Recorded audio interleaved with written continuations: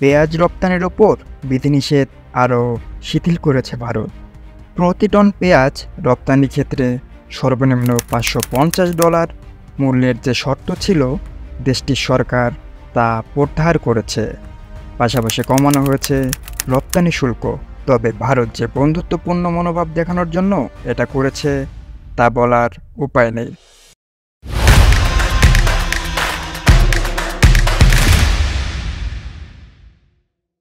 অনেকটা বিপদে পড়েই ভারত পেঁয়াজের উপরে অর্পিত শুল্ক কমাতে বাধ্য হয়েছে।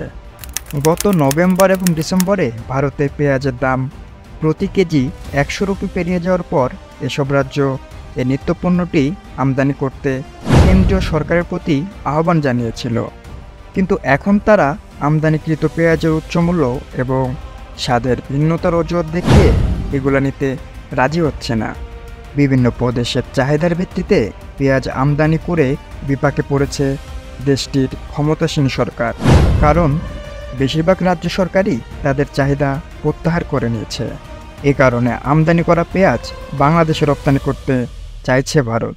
আর এসব পেঁয়াজ বাংলাদেশে রপ্তানির লক্ষ্যে তড়িঘড়ি করে ভারত এই ডিসিশন নিয়েছে বলে মনে করা হচ্ছে।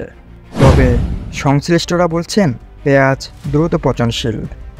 ভারতের কেনা পেঁয়াজের গুণগত মান ইতিমধ্যে নষ্ট হয়ে গিয়েছে। তাছাড়া ভারত বেশি দামে পেঁয়াজ আমদানি করেছে, তাই সেই পেঁয়াজ বাংলাদেশের আমদানি করা ঠিক হবে না।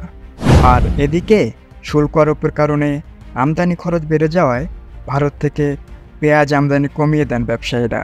আর এসব কারণে দেশের বাজারে ঊর্ধ্বমুখী ছিল পেঁয়াজের দাম। আর তাই বিকল্প হিসেবে মিশর ও পাকিস্তান সহ অন্যান্য দেশ থেকে পেঁয়াজ আমদানি শুরু করেন আমদানিকারকরা। প্রিয় ভিউয়ার্স, আপনারা কি মনে করছেন ভারত থেকে বাংলাদেশের এসব পেঁয়াজ আমদানি করা উচিত? আমাদের কমেন্ট বক্সে আপনার মূল্যবান মতামতটি জানান। আপনি যদি আমার চ্যানেলে নতুন হয়ে থাকেন তাহলে চ্যানেলটি সাবস্ক্রাইব করে আমাদের পাশেই থাকুন।